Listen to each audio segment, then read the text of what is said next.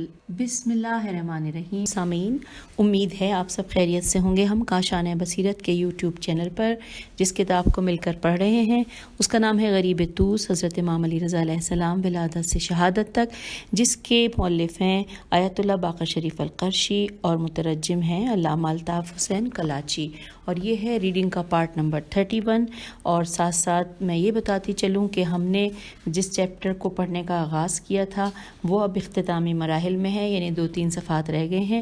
اور چیپٹر کی ہیڈنگ تھی قرآن صامت اور قرآن ناطق، اور اسی میں پڑھتے ہوئے امام علیہ السلام اور تفسیر قرآن کی جانب ہم چلے تھے، جس کا سلسلہ ابھی تک چل رہا ہے. اور اس کے حوالے سے یہ بتانا بہت ضروری ہے کیونکہ اب ہم اس ٹاپک کے اختتام پر آ گئے ہیں. اور وہ ٹاپک کے حوالے سے اس کتاب میں یہ تھا کہ امام اور تفسیر قرآن کے کہ مامون رشید کے دربار میں جو علمی مباحثوں کے دوران مولا امام علی رضا علیہ السلام نے قرآن کی جن آیات کی تفسیر کی تھی ان میں سے ان کے چند نمونے یہاں پر ہم نے پڑھے، جو کہ ٹوٹل 65 یا 66 میں دیکھ لیتی ہوں جی، ٹوٹل 66 ہیں. میں سمجھ رہی تھی 65 ہے، ٹوٹل 66 تھے. اور ہم نے الحمدللہ اب تک 58 پڑھ لیے تھے لاسٹ ہماری جو نشست تھی. اور اب ہم سٹارٹ لینے جا رہے ہیں 59 نمبر پہ، جو ہے سورہ طلاق کی آیت نمبر 10 اور 11. آئیے مل کر پڑھتے ہیں. اس میں ہے کہ ترجمہ انورٹڈ کاما کہ بے شک اللہ نے تمہاری طرف ایک ذکر نازل کیا ہے، ایک ایسا رسول صلی اللہ علیہ وآلہ وسلم جو تمہیں اللہ کی واضح آیات پڑھ کر سناتا ہے. اور یہاں پر انورٹڈ کاما کلوز ہو گیا ہے. لکھا ہے کہ اس آیت میں ذکر کے الفاظ میں امام علیہ السلام سے پوچھا گیا کہ ذکر سے مراد کیا ہے، تو آپ علیہ السلام نے فرمایا کہ اس ذکر سے مراد رسول صلی اللہ علیہ وآلہ وسلم اور ہم اہل بیت علیہ السلام ہیں. اچھا، یہاں پہ بریکٹ میں لکھا ہے تفسیر البرہان، یہ حوالہ دیا ہوا ہے.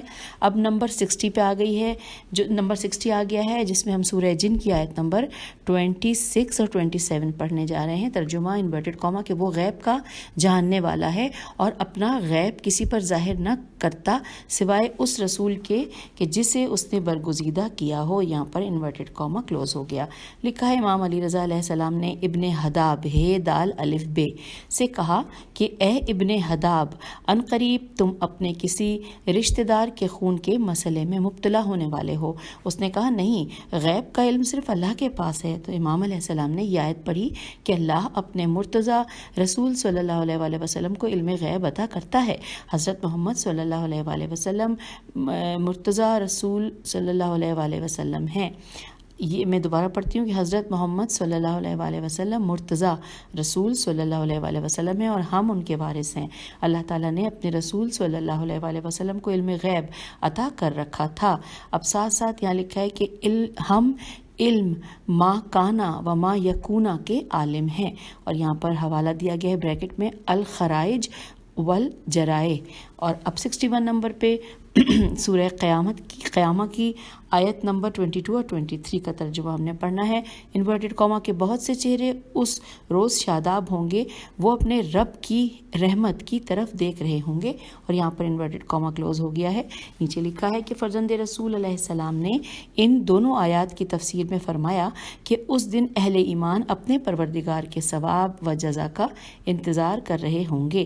اور یہ ہے حوالہ تفسیر المیزان جلد نمبر 20 صفحہ نمبر 116. اور اب ہم کتاب کے صفحہ نمبر 528 پر آگے ہیں. اور اب جو ہم سورہ پڑھنے جا رہے ہیں وہ یہاں پر 62 نمبر پہ دیا گیا ہے، سورہ دہر کی آیت نمبر 26. ترجمہ انورٹڈ کاما اور رات کے ایک حصے میں اس کے سامنے ہو جایا کریں اور رات کو دیر تک تسبیح کرتے رہا کریں. یہاں پر انورٹڈ کاما کلوز ہو گیا ہے. لکھا ہے کہ ابن احمد بن محمد نے حضرت امام علی رضا علیہ السلام سے اس آیت کی تفسیر پوچھی تو آپ علیہ السلام نے فرمایا کہ اس تسبیح سے مراد نماز شب ہے. اور یہاں پر حوالہ ہے تفسیر مجمع البیان. آگے چلتے ہیں. پھر لکھا ہے نمبر 63 پہ آ گئی ہے سورہ فجر کی آیت نمبر 22. لکھا ہے ترجمہ کہ انورٹڈ کاما اور آپ کے پروردگار کا حکم اور فرشتے صف در صف حاضر ہوں گے. اور یہاں پر انورٹڈ کاما کلوز ہو گیا ہے. لکھا ہے اس کے بعد اس کے حوالے سے لکھا ہے کہ علی بن فضال فے زواد الف لام، علی بن فضال نے حضرت حضرت امام علی رضا علیہ السلام سے اس آیت کی تفسیر پوچھی تو آپ علیہ السلام نے فرمایا کہ اللہ رب العزت کو آمد و رفت سے متصف نہیں کیا جا سکتا۔ اس آیت کا مفہوم ہے کہ تیرے رب کا امر آئے گا۔ اچھا، اور یہاں پر حوالہ ہے تفسیر المیزان جلد نمبر 20 صفحہ نمبر 6 اور 8۔ آگے چلتے ہیں۔ اب یہاں پر 64 نمبر پہ سورۃ البلد کی آیت نمبر 11 کا ہم ترجمہ پڑھیں گے انورٹڈ کاما کے، مگر اس نے اس گھاٹی میں قدم ہی نہیں رکھا، اور یہاں پر انورٹڈ کاما کلوز ہو گیا ہے۔ اب لکھا ہے کہ جعفر بن خلاد خیلام الف دال سے روایت ہے کہ جب حضرت امام علی رضا علیہ السلام کھانا تناول کرنے کے لیے دسترخوان پر بیٹھتے تھے تو آپ علیہ السلام کے پاس ایک بڑا برتن رکھا جاتا تھا۔ آپ علیہ السلام دسترخوان پر موجود تمام کھانوں سے تھوڑا تھوڑا کھانا اٹھا کر اس برتن میں ڈال دیتے تھے۔ جب وہ برتن کھانے سے بھر جاتا تھا تو آپ علیہ السلام حکم دیتے تھے کہ یہ مساکین تک پہنچا دو۔ اسی مقام پر مذکورہ آیت فلف تحمل عقبتہ کی تلاوت کرتے تھے اور فرماتے تھے کہ اللہ تعالیٰ جانتا ہے کہ ہر انسان کی طاقت نہیں ہے کہ وہ غلام آزاد کرے، بس اس ذات نے انسانوں کے لیے اس عمل کے ذریعے جنت جانے کا راستہ بنایا ہے۔ اور یہاں پر حوالہ ہے تفسیر المیزان جلد نمبر 21 صفحہ نمبر 295۔ اب ہم 65 نمبر پہ جو سورۃ الضحیٰ کی آیت نمبر 6 سے لے کے 8 تک ہے، آئیے اس کا ترجمہ پڑھیں گے، اور ہم اس کو پڑھتے ہوئے پیج 529 پہ آ گئے ہیں کتاب کے۔ لکھا ہے انورٹڈ کاما، کیا اس نے آپ صلی اللہ علیہ وآلہ وسلم کو یتیم نہیں پایا اور اس نے آپ صلی اللہ علیہ وآلہ وسلم کو گمنام پایا تو راستہ دکھایا، اور آپ کو تنگ دست پایا تو مالدار کر دیا، اور یہاں پر انورٹڈ کاما کلوز ہو گیا ہے۔ پھر لکھا ہے مامون رشید نے فرزند رسول علیہ السلام سے ان آیات کی تفسیر پوچھی تو آپ نے فرمایا اللہ تبارک و تعالی نے اپنے نبی صلی اللہ علیہ وآلہ وسلم سے کہا کہ انورٹڈ کاما کیا آپ صلی اللہ علیہ وآلہ وسلم کو یتیم نہیں پایا، انورٹڈ کاما کلوز۔ اس سے مراد ہے کہ اللہ رب العزت نے کہا کہ ہم نے آپ کو وہ مقام و مرتبہ دیا کہ لوگوں نے آپ صلی اللہ علیہ وآلہ وسلم کے دامن میں پناہ لی۔ اب آگے عربی کے ایک چھوٹے سے جملے کا ترجمہ لکھا ہے کہ تیری قوم گمراہ تھی تو ہم نے انہیں آپ صلی اللہ علیہ وآلہ وسلم کے ذریعے ہدایت دی، کیونکہ انہیں آپ کی معرفت عطا کی، اس ذریعے سے وہ ہدایت یافتہ ہوئے۔ اور پھر ساتھ ساتھ جو عربی کا ورڈ ہے وجدہ کا، یہ 3-4 چھوٹا ہی سا ورڈ ہے، اس کے ساتھ لکھا ہے کہ اس سے مراد ہے کہ اللہ تعالیٰ نے اپنے نبی صلی اللہ علیہ وآلہ وسلم سے فرمایا کہ ہم نے تمہاری دعا کو قبول کیا ہے۔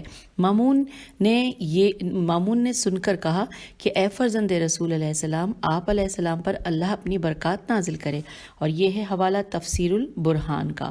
اور اس کے بعد پھر لکھا ہے کہ انورٹڈ کاما میں کہ کہہ دو کہ اللہ ایک ہے، اور پھر ساتھ ہی لکھا ہے کہ امام علیہ السلام نے اس آیت کی تفسیر میں فرمایا کہ اللہ احد ہے، لیکن وہ عدد کی تعویل سے احد نہیں ہے، اور یہ ہے حوالہ تفسیر المیزان جلد نمبر 20 صفحہ نمبر 391۔ آیات کی تفسیر کا باب ختم ہوا۔ ان آیات کی تفسیر سے معلوم ہوتا ہے کہ فرزند رسول علیہ السلام حلیف قرآن ہیں، کہ آپ علیہ السلام نے ہمیشہ اپنے دعوے کی دلیل قرآن مجید کی آیات کو ٹھہرایا۔ اور آئیے سامعین، اب ہم پیج 530 کے اوپر آ گئے ہیں، اور یہاں پر ہم اپنی اس کتاب کے آخری مرحلے میں پہنچ گئے ہیں، کیونکہ اس کی ہیڈنگ ہے امام علیہ السلام اور علم فقہ۔ اور اس میں ساتھ ساتھ یہ بھی بتا دوں کہ اس میں کل جو ہم پڑھیں گے جو کہ فقہی احکام پیش کیے گئے ہیں یہاں پہ، وہ کل 163 ہیں۔ تو ہم ابھی آغاز کریں گے جب اس چیپٹر کا، تو ہم 1 سے جب شروع کریں گے تو پھر 163 تک پہنچیں گے تو اس کتاب کا اختتام ہو جائے گا۔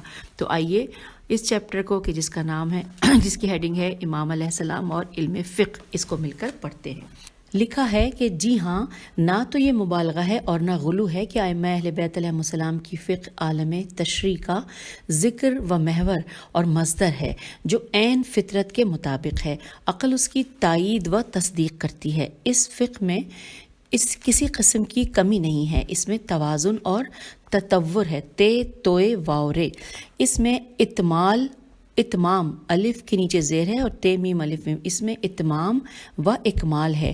یہ فقہ کامل و اکمل ہے، اس میں بنی آدم کے تمام مسائل کا حل ہے، یہ عین اصول منطق ہے۔ نیکسٹ پیراگراف میں ہے کہ فقہ اہل بیت علیہ السلام اس لیے شان امتیازی رکھتی ہے کہ یہ ان ہستیوں سے اخذ کی گئی ہے کہ جن کا علم وہبی ہے۔ ان ہستیوں کا ہر فرد یہ کہتا ہے کہ میرے علم کا مصدر و مرکز شہر علم رسول خدا صلی اللہ علیہ وآلہ وسلم ہے، کہ ہمارا علم اللہ کے رسول صلی اللہ علیہ وآلہ وسلم کے علم سے ماخوذ ہے۔ رسول اللہ صلی اللہ علیہ وآلہ وسلم نے اپنے ان فرزندوں کے بارے میں فرمایا تھا کہ یہ سفینہ نجات ہیں، یہ مصباح الہدا اور مرکز ہدایت ہیں، ان کی پیروی کرو گے تو نجات پاؤ گے اور کبھی گمراہ نہ ہوگے۔ جی ہاں، اس حقیقت سے انکار نہیں کیا جا سکتا کہ امت کے جس طبقے نے ان سے کسب علم کیا تو انہوں نے ان کی احادیث کو سامنے رکھ کر اپنے تمام مسائل کی گتھیوں کو سلجھایا۔ حضرت امام علی رضا علیہ السلام کا تعلق اس معدن علم اور مرکز رسالت سے ہے کہ جس معدن علم اور مرکز رسالت صلی اللہ علیہ وآلہ وسلم نے ہر دور میں نوع انسانی کی رہبری کی۔ اس مقام پر فقہ اہل بیت علیہ السلام کے چند نمونے درج کرتے ہیں جنہیں حضرت امام علی رضا علیہ السلام سے روایت کیا گیا ہے۔ اب سامعین، ہیڈنگ ہے فقہی نمونے۔ ہم نے سابقہ بحثوں میں امام علیہ السلام کے رسائل پیش کیے ہیں کہ جو شرعی احکام پر مشتمل ہیں۔ اب ہم یہاں فقہی احکام پیش کرنے کی کوشش کرتے ہیں اور ان میں سے بعض حسب ذیل ہیں۔ آئیے ہم پیج 531 پہ پہنچ گئے ہیں اور اب یہاں پہ نمبر وار فقہی احکام کا ذکر ہم موجود ہے جو کہ ہم پڑھنے جا رہے ہیں۔ نمبر 1، کنویں کے پانی کی طہارت۔ محمد بن اسماعیل نے ایک شخص کی طرف خط لکھا کہ وہ حضرت امام علی رضا علیہ السلام سے کنویں کے پانی سے طہارت کے بارے میں پوچھے۔ اس شخص نے جب امام علیہ السلام سے سوال کیا تو امام علیہ السلام نے فرمایا کہ کنویں کے پانی کا ذخیرہ وسیع ہوتا ہے، اس کا پانی اس وقت تک فاسد نہیں ہوتا جب تک کہ اس کا ذائقہ اور بو میں تغیر پیدا نہ ہو۔ اگر اس کا ذائقہ اور بو بدل جائے تو اس میں سے اتنا پانی کھینچ لیا جائے کہ اس کی بو اور ذائقہ معمول کے مطابق ہو جائے۔ اور یہاں پر حوالہ ہے وسائل الشیعہ جلد نمبر 1 صفحہ نمبر 127۔ پھر لکھا ہے جی ہاں، آب چاہ آب جاری کی مثل ہوتا ہے۔ آب چاہ الف مدہ بے اور 6 الف ہے۔ آب چاہ آب جاری کی مثل ہوتا ہے، وہ نجس نہیں ہوتا، ہاں صرف اس صورت میں کہ جب اس کا ذائقہ اور بو بدل جائے۔ فقہ امامیہ نے مذکورہ روایت سے اس حکم کا استنباط کیا ہے۔ اب دوسرے نمبر پہ ہے مبطلات وضو۔ امام علیہ السلام نے نواقض وضو کے بارے میں فرمایا کہ بولو غائط بے واو لام واو غین الف حمزہ توئے، ری کا اخراج، نیند، یہ وہ عوامل ہیں کہ جن سے وضو ٹوٹ جاتا ہے۔ بولو غائط سے وضو باطل ہو جاتا ہے۔ نیند اور مقام معتاد میم عین تے الف دال سے ری کے خارج ہونے سے وضو ٹوٹ جاتا ہے۔ جب وضو مطلوب ہو تو بولو براز کے مقام کو دھونا واجب ہے۔ اس عمل کے بعد وضو کا عمل شروع ہوتا ہے۔ حوالہ ہے تہذیب جلد نمبر 1 صفحہ نمبر 5۔ پھر لکھا ہے امام علیہ السلام کے مذکورہ بالعوامل کو نواقض وضو قرار دیا ہے، نقصیر کو نواقض وضو میں ذکر نہیں کیا۔ کچھ اسلامی مکاتب نے ان دونوں کو نواقض وضو میں ٹھہرایا ہے اور حوالہ ہے یہاں پہ وسائل الشیعہ ابواب الوضو۔ پھر لکھا ہے اب تیسرے نمبر پہ وضو میں چہرے کی حد۔ اسماعیل بن مہران نے بیان کیا ہے کہ میں نے حضرت امام علی رضا علیہ السلام کی طرف وضو میں چہرے کی حد کا مسئلہ لکھا کہ چہرے کو کتنا دھونا واجب ہے۔ ہم یہ پڑھتے ہوئے پیج 532 پہ آ گئے ہیں۔ لکھا ہے امام علیہ السلام نے لکھا پیشانی کی ابتدا سے لے کر چہرے کے آخری حصے تک دھونا واجب ہے، اس طرح دونوں رخساروں کو ان کی حدود تک دھونا ضروری ہے۔ اور یہ ہے حوالہ العروۃ الوثقی کتاب الوضو۔ آگے چلتے ہیں، لکھا ہے فقہا نے اس مسئلے کو اس طرح بیان کیا ہے کہ طول میں پیشانی وہاں جہاں سے سر کے بالوں کا آغاز ہوتا ہے وہاں سے لے کر ٹھوڑی تک دھونا واجب ہے، اور عرض میں وہ حصہ جو انگوٹھے اور وسطی انگلی کے حدود میں آتا ہے اس کا دھونا واجب ہے۔ چوتھے نمبر پہ ہیڈنگ ہے وضو جبیرہ، جیم بے یہ رے ہے۔ عبد الرحمن بن حجاج سے مروی ہے کہ میں نے اپنے 8ویں امام علیہ السلام سے وضو جبیرہ کے بارے میں سوال کیا کہ ہڈی ٹوٹنے یا زخم پھوڑنے کی صورت میں وضو اور غسل کس طرح کیا جائے، تو امام علیہ السلام نے فرمایا کہ اعضائے وضو میں جو پٹی سے خالی ہو اسے دھو لیا جائے اور جہاں پٹی بندھی ہو اسے چھوڑ دیا جائے، اور یہی حکم غسل میں ہے کہ جہاں پٹی بندھی ہے اسے چھوڑ دیا جائے اور باقی جسم کو دھو لیا جائے۔ اور یہاں پر ہے حوالہ العروۃ الوثقی جلد نمبر 11 صفحہ نمبر 11۔ پھر لکھا ہے جبائر، جیم بے الف حمزہ رے، جبائر سے مراد پلستر، پٹی وغیرہ ہے۔ جب ہڈی ٹوٹ جائے یا پھر پھوڑا ہو اور ان پر پلستر یا پٹی چڑھی ہوئی ہو تو باقی جسم کے دھونے کے ساتھ ان مقامات پر تر ہاتھ سے مسح کر دیا جائے۔ تفصیلات کے لیے فقہ کی مبسوط کتابوں کی طرف رجوع کریں۔ اب 5ویں نمبر پہ لکھی ہے ہیڈنگ مرد اور عورت کا وضو۔ محمد بن اسماعیل بن بزی بے زے یہ عین نے ابو الحسن حضرت امام علی رضا علیہ السلام سے مرد اور عورت کے وضو کے بارے میں پوچھا تو آپ علیہ السلام نے فرمایا کہ اللہ تعالیٰ نے عورت پر فرض کیا ہے کہ جب وہ نماز کے لیے وضو کرے تو وہ اپنے بازوؤں کو دھونے کے لیے ان کے باطن سے آغاز کرے اور مرد اپنے بازوؤں کو دھونے کے لیے ظاہر سے ابتدا کرے۔ حوالہ ہے فروع کافی جلد نمبر 1 صفحہ نمبر 15۔ ہم کتاب کے پیج نمبر 533 پر آ گئے ہیں۔ لکھا ہے محمد بن علی بن حسین سے مروی ہے کہ امام علی علیہ السلام محمد بن علی بن حسین سے مروی ہے کہ امام علیہ السلام نے فرمایا اللہ تعالیٰ نے لوگوں پر وضو اس صورت میں واجب کیا ہے کہ مرد اپنے بازوؤں کو دھونے کے لیے ان کے ظاہر سے ابتدا کرے اور عورت اپنے بازوؤں کو دھونے کی ابتدا ان کے باطن سے کرے۔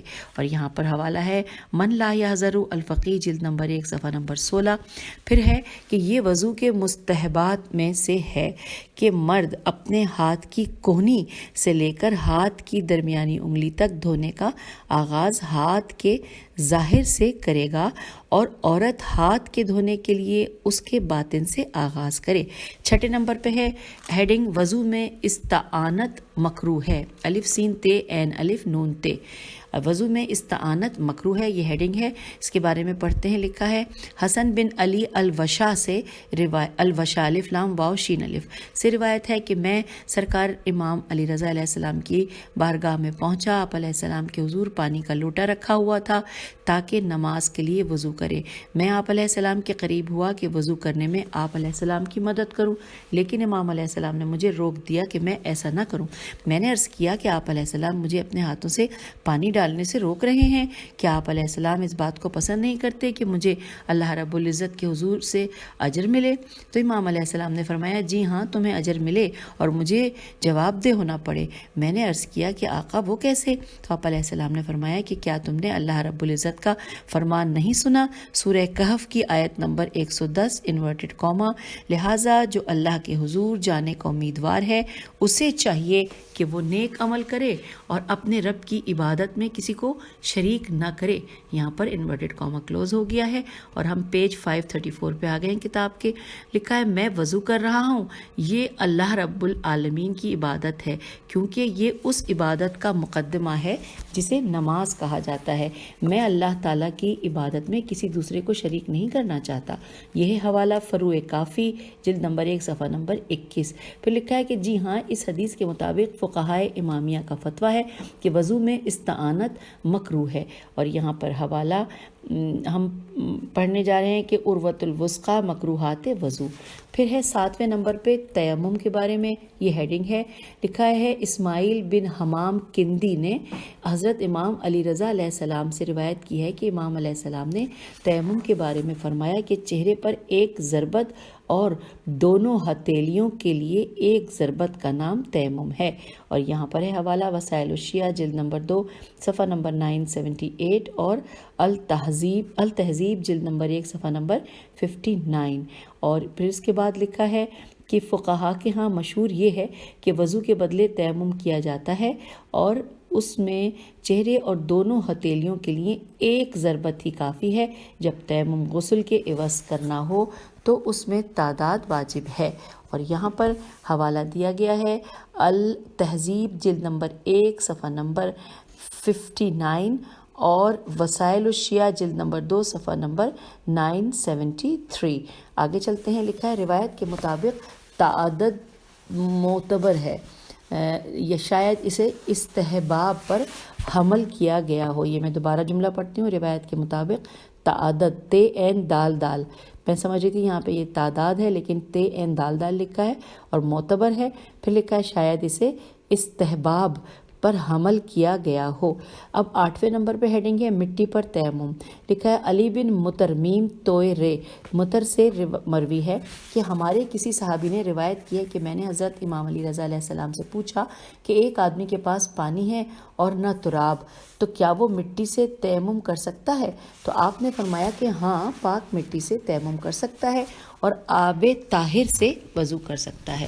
اب ہم آ گئے ہیں کتاب کے صفحہ نمبر 535 پہ، لکھا ہے کہ یہ روایت مٹی سے تیمم کرنے کے جواز پر دلالت کرتا ہے جب پانی اور تراب میسر نہ ہوں۔ اب 9ویں نمبر پہ ہیڈنگ ہے کہ جب غسل جنابت پر عدم قدرت، جی یہ ہیڈنگ ہے، اور یہاں پر لکھا ہے کہ احمد بن محمد بن ابو نصر نون سوادرے سے نے 8ویں امام علیہ السلام سے پوچھا کہ ایک آدمی نے غسل جنابت کرنا ہے لیکن اس کے جسم پر زخم اور پھوڑے میں پانی سے اسے نقصان پہنچتا ہے، اس صورت میں اس کا وظیفہ کیا ہے؟ تو آپ علیہ السلام نے فرمایا کہ وہ تیمم کرے۔ حوالہ ہے التہذیب جلد نمبر 1 صفحہ نمبر 55 اور وسائل الشیعہ جلد نمبر 2 صفحہ نمبر 968۔ پھر لکھا ہے مذکورہ روایت غسل جنابت میں تیمم کے جواز پر دلالت کرتی ہے، جب جسم کے لیے نقصان کا خوف ہو تو وہاں وظیفہ تیمم ہے کیونکہ دین میں حرج نہیں ہے۔ پھر 10ویں نمبر پہ جو ہیڈنگ ہے وہ ہے غیر مزکی مال، دوبارہ اس کی ہجے بھی کر دیتی ہوں، غیر میم زے کاف چھوٹی غیر مزکی کھال ہے، سوری میں نے غلط پڑھ دیا تھا، غیر مزکی کھال۔ لکھا ہے قاسم سیقل سواد یہ قاف لام، قاسم سیقل کی روایت ہے کہ میں نے حضرت امام علی رضا علیہ السلام کی طرف لکھا کہ میں مردہ گدھے کی کھالوں سے تلواروں کے میان بناتا ہوں، اس کام سے میرا لباس متاثر ہوتا ہے، کیا میں اس لباس میں نماز پڑھ سکتا ہوں؟ لکھا ہے آگے کہ امام علیہ السلام نے میری طرف لکھا کہ جب نماز پڑھو تو پاک و صاف لباس استعمال کرو۔ اب یہاں پر حوالہ ہے فروع کافی جلد نمبر 1 صفحہ نمبر 113 اور وسائل الشیعہ جلد نمبر 2 صفحہ نمبر 1070۔ آئیے آگے چلتے ہیں، لکھا ہے جی ہاں، مردار کی کھال نجس ہوتی ہے، جو کپڑے کو لگتی ہے اس میں رطوبت ہوتی ہے، اس سے کپڑے نجس ہو جاتے ہیں، نماز صرف پاک کپڑوں میں ہی ہوتی ہے۔ اور یہاں پر حوالہ ہے التہذیب جلد نمبر 1 صفحہ نمبر 55 اور وسائل الشیعہ جلد نمبر 2 صفحہ نمبر 968۔ 11ویں نمبر پہ ہم پہنچ گئے ہیں، 11ویں نمبر پہ ہیڈنگ ہے سونے اور چاندی کے برتن، لکھا ہے محمد بن اسماعیل بن بزی بیزے یہ عین سے روایت ہے کہ میں نے ابو الحسن امام علی رضا علیہ السلام سے سونے چاندی کے برتنوں کے بارے میں پوچھا تو آپ علیہ السلام نے ان کے استعمال سے منع کیا۔ اس وقت میں نے عرض کیا کہ آپ علیہ السلام کے والد بزرگوار کے بارے میں روایت ہے کہ ان کے پاس آئینہ تھا جس کا کور چاندی کا تھا، تو آپ علیہ السلام نے فرمایا کہ الحمدللہ اس شیشے کا حلقہ چاندی کا ہے، وہ میرے پاس ہے۔ پھر آپ علیہ السلام نے فرمایا کہ جب عباس معذور ہوئے تو وہ جس چھڑی کے سہارے چلتے تھے اس پر چاندی چڑھی ہوئی تھی جو عام طور پر بچوں کے کھلونے کے طور پر بنائی جاتی ہیں۔ پیج 536 پہ ہم آ گئے اس کتاب کے۔ اس چھڑی پر 10 درہم چاندی چڑھی ہوئی تھی، حضرت ابو الحسن نے اس کے استعمال کو روک دیا تھا اور اس چھڑی کو توڑ دیا گیا تھا۔ جہاں تک سونے چاندی کے برتنوں کا مسئلہ ہے، فقہائے اعظام عین زوئے الف میم نے ان کا استعمال حرام قرار دیا ہے۔ اب ہم آ گئے ہیں نمبر 12 پہ۔ نمبر 12 پہ ہیڈنگ ہے غسل جمعہ۔ عبداللہ بن مغیرہ سے روایت ہے کہ میں نے ابو الحسن امام رضا علیہ السلام سے غسل روز جمعہ کے بارے میں پوچھا تو آپ علیہ السلام نے فرمایا کہ غسل یوم جمعہ ہر مرد اور عورت اور آزاد و غلام پر واجب ہے۔ اور یہاں پر حوالہ ہے وسائل الشیعہ جلد نمبر 2 صفحہ نمبر 946 اور فروع کافی جلد نمبر 1 صفحہ نمبر 14۔ آئیے آگے چلتے ہیں۔ لکھا ہے جی ہاں غسل جمعہ کے مستحب ہے، غسل جمعہ مستحب ہے، روایت میں وجوب کی بات ہے، یعنی مستحب مؤکدہ ہے۔ اب آئیے 13 نمبر پہ ہیڈنگ ہے مس میت نامحرم۔ اس ہیڈنگ میں لکھا ہے کہ انسان کی میت کے علاوہ جتنے زیرو میم یہ تے ہیں ان کو مس کرنے سے غسل واجب نہیں ہوتا۔ اس کے بعد لکھتے ہیں کہ اس کو دوبارہ پڑھ لیتے ہیں، انسان کی میت کے علاوہ جتنے زیرو میتہ ہیں ان کو مس کرنے سے غسل واجب نہیں ہوتا۔ فضل بن شازان سے روایت ہے کہ میں نے حضرت امام علی رضا علیہ السلام سے سنا، آپ علیہ السلام نے فرمایا صرف انسانی میت کے مس کرنے میں غسل مس میت ہے، اس کے علاوہ جتنے چوپائے پرندے درندے وغیرہ جن کا لباس بالوں اون اور پروں میں ڈھکا ہوتا ہے یہ مذکورہ چیزیں پاک ہوتی ہیں، اس لیے ان کے مس کرنے سے غسل مس میت نہیں ہے۔ اور یہ ہے حوالہ وسائل الشیعہ جلد نمبر 2 صفحہ نمبر 946 اور فروع کافی جلد نمبر 1 صفحہ نمبر 14۔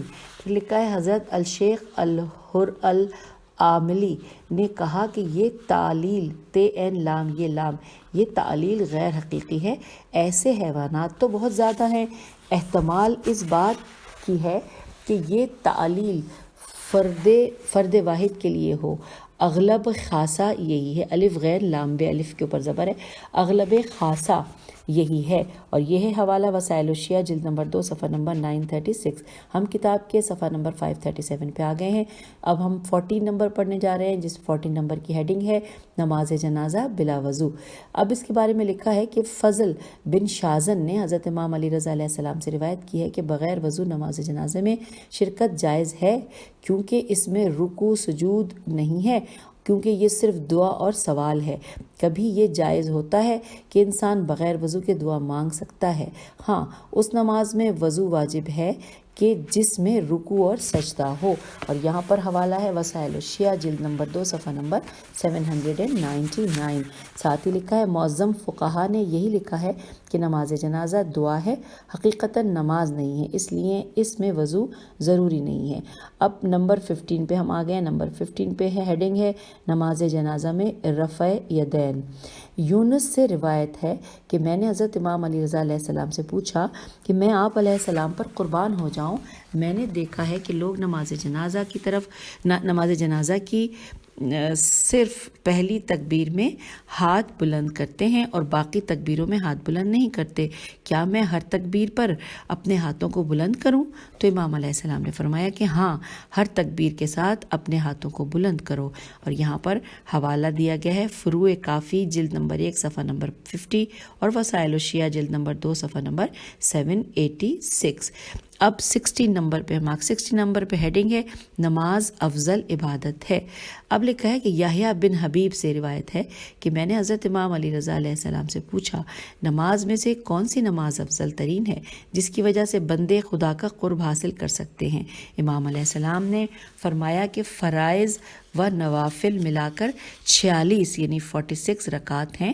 میں نے عرض کیا کہ یہ تو زرارہ والی روایت ہے، یہاں پر سوالیہ نشان ہے۔ اور اب ہم پیج 538 پہ آ گئے۔ تو امام علیہ السلام نے فرمایا کہ کیا تم نے زرارہ رضی اللہ سے بڑھ کر کسی کو حق گو پایا ہے؟ یہاں پہ سوالیہ نشان ہے اور یہاں پہ حوالہ بھی ہے موجود۔ حوالہ ہے التہذیب جلد نمبر 1 صفحہ نمبر 135 اور وسائل الشیعہ جلد نمبر 3 صفحہ نمبر 43۔ اب ہم آ گئے ہیں نمبر 17 پر اور نمبر 17 پر ہیڈنگ ہے نماز۔ لکھا ہے محمد بن فضل سے روایت ہے کہ میں نے امام ابو الحسن علیہ السلام سے سنا، آپ علیہ السلام نے فرمایا متقی کے قرب خدا کا ذریعہ نماز ہی ہے۔ اور یہاں پر حوالہ ہے فروع کافی جلد نمبر 1 صفحہ نمبر 73 आखिरी, और वसाइल शिया जिल्द नंबर 3 सफ़ा नंबर 30। अब 18 नंबर पे हेडिंग है नमाज अपने वक्त में। साद बिन साद ने 8वें इमाम अलैहिस्सलाम से रिवायत की है कि आप अलैहिस्सलाम ने फरमाया कि जब नमाज का वक्त हो फ़ौरन नमाज पढ़ो, तुम नहीं जानते कि अब क्या होने वाला है। नमाज अव्वल वक्त में है। इस मज़मून की अहादीस तवातुर के साथ हैं कि अव्वल वक्त में नमाज पढ़ना मुस्तहब है, देर से पढ़ने में कराहत है। इमाम अलैहिस्सलाम ने एक दूसरी हदीस में फरमाया कि अव्वल वक्त में नमाज पढ़ना अफजल है, और ये है हवाला वसाइल शिया जिल्द नंबर 3 सफ़ा नंबर 90। अब हम पहुँच गए हैं पॉइंट 19 पर। 19 नंबर पे हेडिंग है नमाज मगरिब। इस्माइल बिन मेहरान ने रिवायत की है कि मैंने फर्जंद रसूल हज़रत इमाम अली रज़ा अलैहिस्सलाम की तरफ ख़त लिखा कि नमाज के औक़ात क्या हैं, खुसूसन नमाज मगरिब के बारे में लिखा। तो आप अलैहिस्सलाम ने मेरी तरफ लिखा कि वक्त मगरिब तंग होता है, उसका वक्त यह है कि सूरज की सुर्खी चली जाए तो नमाज मगरिब का वक्त हो जाता है। यहाँ पर हवाला है फ़ुरूए काफ़ी जिल्द नंबर 1 सफ़ा नंबर 77। इमाम अलैहिस्सलाम ने अफजल वक्त बताया है, वजूब का वक्त नहीं बताया। वाव जीम वाव बे, वजूब का वक्त नहीं बताया, वरना नमाज इशा के वक्त तक नमाज मगरिब पढ़ी जा सकती है। इशा का आखिरी वक्त निस्फ शब तक है। हवाला है मिनहाजुस सालिहीन। और अब हम किताब के सफ़ा नंबर 539 पे आ गए हैं, और यहाँ पर जब तरतीब जब पढ़ रहे हैं तो अब नंबर 20 पर हैं, जिसमें हेडिंग है नमाज ज़ोहरैन का वक्त।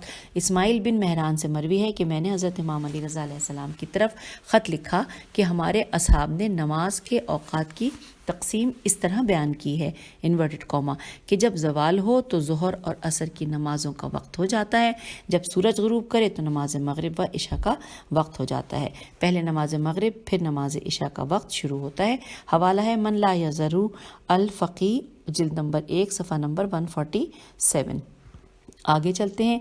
नंबर 21 पे है हेडिंग नवाफिल की क़ज़ा। मोहम्मद बिन याह्या ने रिवायत की है कि मैंने इमाम हश्तम की तरफ ख़त लिखा कि अगर नवाफिल क़ज़ा हो जाएं तो उन्हें कब पढ़ा जाए। तो इमाम अलैहिस्सलाम ने जवाब में लिखा कि जिस वक्त चाहो नवाफिल की क़ज़ा बजा ला सकते हो, दिन या रात में क़ज़ा नवाफिल पढ़ी जा सकती हैं। और यहाँ पर हवाला है वसाइल शिया जिल्द नंबर 3 सफ़ा नंबर 68। आगे चलते हैं, लिखा है फ़ुक़हा इमामिया ने ज़िक्र किया है कि अइम्मा अत्हार अलैहिमुस्सलाम की फ़िक़्ह में ये है कि नवाफिल की क़ज़ा मुस्तहब है। जब आदमी क़ज़ा नवाफिल न पढ़ सके तो हर दो रकत नफल क़ज़ा के इवज़ एक मुद, मीम पेश है, मीम दाल मुद ताम सदका करे। और यहाँ पर हवाला है मिनहाजुस सालिहीन का। अब नंबर 22 पे हेडिंग है साहिब उज़्र के लिए नमाज तहज्जुद। लिखा है साहिबान उज़्र नमाज तहज्जुद अव्वल शब में पढ़ सकते हैं। फ़ज़ल बिन शाहज़ान ने हज़रत इमाम अली रज़ा अलैहिस्सलाम से रिवायत की है कि मुसाफिर और मरीज़ अव्वल शब में नमाज तहज्जुद पढ़ सकते हैं, क्योंकि मुसाफिर सफ़री मुश्किलात से दो चार होता है और मरीज़ मर्ज़ की वजह से परेशान होता है। यही वजह है कि साहिबान उज़्र अव्वल शब में नमाज शब पढ़ सकते हैं। और यहाँ पर हवाला है मन ला यहज़रू अल फ़क़ी जिल्द नंबर 1 सफ़ा नंबर 147। और अब हम इस किताब के पेज 540 पे आ गए हैं, और यहाँ पे 23 नंबर की हेडिंग पढ़ने जा रहे हैं कि दरिंदों की खालों में नमाज की अदायगी। यहाँ पे ये हेडिंग थी। लिखा है दरिंदों की खालों में नमाज पढ़ना जायज़ नहीं है। इस्माइल बिन साद अहवस अलिफ है वाव स्वाद ने कहा है कि मैंने इमाम हश्तुम अलैहिस्सलाम से दरिंदों की खालों में नमाज पढ़ने का सवाल किया। इमाम अलैहिस्सलाम ने फरमाया दरिंदों की खालों में नमाज पढ़ना जायज़ नहीं है। और ये है हवाला फ़ुरूए काफ़ी जिल्द नंबर 1 सफ़ा नंबर 111 और वसाइल शिया जिल्द नंबर 3 सफ़ा नंबर 257। आइए आगे चलते हैं। नंबर 24 पे है लिबास ख़ज़ में नमाज पढ़ना। तो लिखा है इसके बारे में कि हज़रत इमाम अली रज़ा अलैहिस्सलाम ने खेज़े की जिल्द में नमाज पढ़ना जायज़ करार दिया है। मुअम्मर बिन खल्लाद खेलाम अलिफ्दाल से रिवायत है कि मैंने हज़रत अबुल हसन इमाम अली रज़ा अलैहिस्सलाम से पूछा कि ख़ज़ में नमाज पढ़ना जायज़ है, तो आप अलैहिस्सलाम ने फरमाया कि हाँ जायज़ है। और ये हवाला है अल तहज़ीब जिल्द नंबर 1 सफ़ा नंबर 96 और वसाइल शिया जिल्द नंबर 3 सफ़ा नंबर 261। आगे चलते हैं। लिखा साद बिन साद ने हज़रत इमाम अली रज़ा अलैहिस्सलाम से रिवायत کی ہے کہ میں نے حضرت امام علی رضا علیہ السلام سے خز کے چمڑے کے بارے میں پوچھا تو آپ علیہ السلام نے فرمایا کہ جی ہاں، ہم اسے ذیب تن کرتے ہیں۔ میں نے عرض کیا کہ میں قربان جاؤں، اس کی پشم اور بالوں کا حکم کیا ہے؟ تو آپ علیہ السلام نے فرمایا کہ وہ بھی حلال ہے۔ جب چمڑا حلال ہے تو اس پر جو پشم ہے وہ بھی حلال ہے۔ اور یہ حوالہ ہے التہذیب جلد نمبر 1 صفحہ نمبر 96 اور وسائل الشیعہ جلد نمبر 3 صفحہ نمبر 261۔ اب چلتے ہیں آگے، جو کہ 25 نمبر پہ ہے، ہیڈنگ سڑکوں پر نماز پڑھنا مکروہ ہے۔ یہ ہیڈنگ ہے، لکھا ہے فقہائے امامیہ نے راستوں سڑکوں پر نماز پڑھنے کو مکروہ قرار دیا ہے۔ ان کے پاس حسن بن جہم کی وہ روایت ہے کہ جو اس نے حضرت امام علی رضا علیہ السلام سے سنی تھی۔ امام علیہ السلام نے فرمایا تھا کہ ہر راستے کو روندا جاتا ہے، ایسے مقام پر نماز نہ پڑھو۔ پھر لکھا ہے، ہم آگے پیج 541 پہ لکھا ہے، راوی نے کہا کہ میں نے امام علیہ السلام کی خدمت میں عرض کیا کہ آپ علیہ السلام کے جد بزرگوار سے روایت ہے کہ راستوں کے دائیں بائیں نماز پڑھی جا سکتی ہے۔ تو راوی نے عرض کیا کہ اگر مسافر کو یہ خوف نہ ہو کہ اگر وہ راستے پر نماز پڑھتا ہے تو اس کا سامان چوری نہیں ہو سکتا، یہاں پر سوالیہ نشان ہے۔ پھر لکھا ہے آپ علیہ السلام نے فرمایا کہ اس صورت میں وہ نماز پڑھ سکتا ہے۔ پھر اب 26 نمبر پہ دیکھتے ہیں، جو ہیڈنگ ہے وہ ہے قبر نبی صلی اللہ علیہ وآلہ وسلم کے سامنے نماز پڑھنا۔ لکھا ہے معصوم کی قبر کے پیچھے نماز پڑھنا جائز ہے یا پھر ایک طرف ہو کر نماز پڑھنا جائز ہے۔ حسن بن علی فضال فیضواد الف لام سے روایت ہے کہ میں روضہ رسول صلی اللہ علیہ وآلہ وسلم پر موجود تھا، وہاں میں نے ابو الحسن علی رضا کو دیکھا کہ آپ عمرے کے مناسک ادا کرنے کے لیے مکہ معظم کی طرف جانا چاہتے تھے۔ آپ علیہ السلام قبر نبی صلی اللہ علیہ وآلہ وسلم کے پاس آئے اور سر کی جانب کھڑے ہوئے، قبر مبارک کو سینے سے لگایا اور وداع کیا اور پھر پیچھے ہٹے۔ پھر قبر مبارک کے دائیں طرف اس طرح گھوڑا کھڑے ہو کر نماز پڑھنے لگے کہ آپ علیہ السلام کا بایاں کندھا اس ستون کے قریب جو سر کی جانب ہے قبر مقدس سے لگا ہوا تھا، پس وہاں 6 یا 8 رکعت نماز پڑھی۔ اور یہاں پر اس کا حوالہ ہے وسائل الشیعہ جلد نمبر 3 صفحہ نمبر 455۔ اور آئیے اب پڑھتے ہیں 27 نمبر پہ ہیڈنگ ہے مسجد الحرام میں نماز۔ حضرت امام علی رضا علیہ السلام نے لوگوں کو مسجد الحرام میں نماز پڑھنے کی ترغیب دی۔ موسیٰ بن سلام سے روایت ہے کہ ایک دفعہ میں نے ابو الحسن امام علی رضا علیہ السلام کو عمرے کے مناسک ادا کرتے ہوئے دیکھا۔ آپ علیہ السلام نے بیت اللہ کا وداع کیا اور باب الحناتین کی طرف چلے تاکہ باہر آ جائیں۔ آپ علیہ السلام کعبے کی پشت پر مسجد کے صحن میں کھڑے ہوئے اور وہاں دعا کے لیے اپنے ہاتھوں کو بلند کیا، پھر ہماری طرف متوجہ ہوئے اور فرمایا کہ سب سے بہترین مطلوب یہ ہے کہ خدا سے حاجت روائی کی دعا کرنی چاہیے۔ اگر کوئی شخص کسی اور جگہ 60 سال کی کئی ماہ نمازیں پڑھتا رہے تو اس سے یہاں ایک نماز پڑھنا افضل ہے۔ اور جب آپ علیہ السلام دروازے کے پاس پہنچے تو کہا کہ میں یہاں سے خارج ہو رہا ہوں اور تو ہی عبادت کے لائق ہے۔ اور یہ ہے حوالہ وسائل الشیعہ جلد نمبر 3 صفحہ نمبر 53۔